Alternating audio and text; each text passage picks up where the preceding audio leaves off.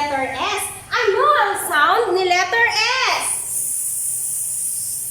Very good. Okay. Noong nakaraan, blend naton, ginupod naton ang a kag Okay. So, ulitin natin.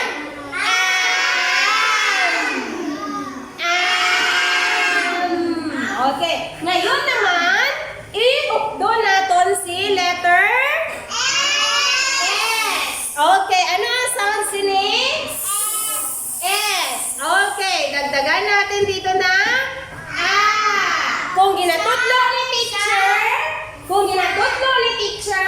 hindi kung ginatutlo ni teacher, ihambal, okay? Pag ginkuha ni teacher, mauntat. Naintindihan? Okay, everybody.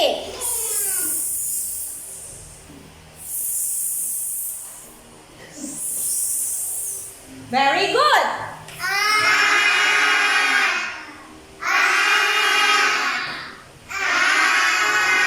Very good. Upo doon na sila ha, everybody.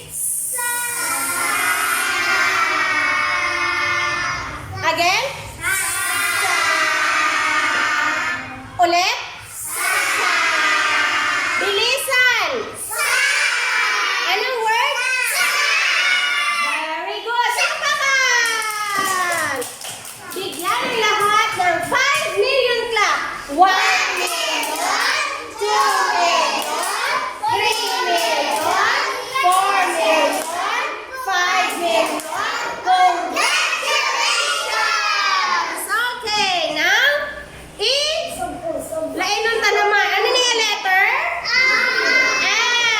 How about this one? Ano ni siya? S. Ano ang sound sinig?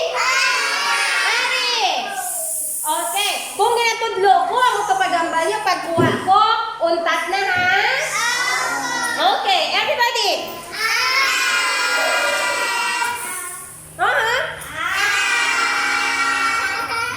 Again.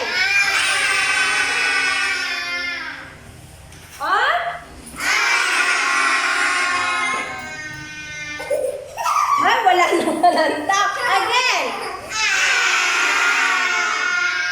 Ginkuha na ni teacher ang kamot niya. Again.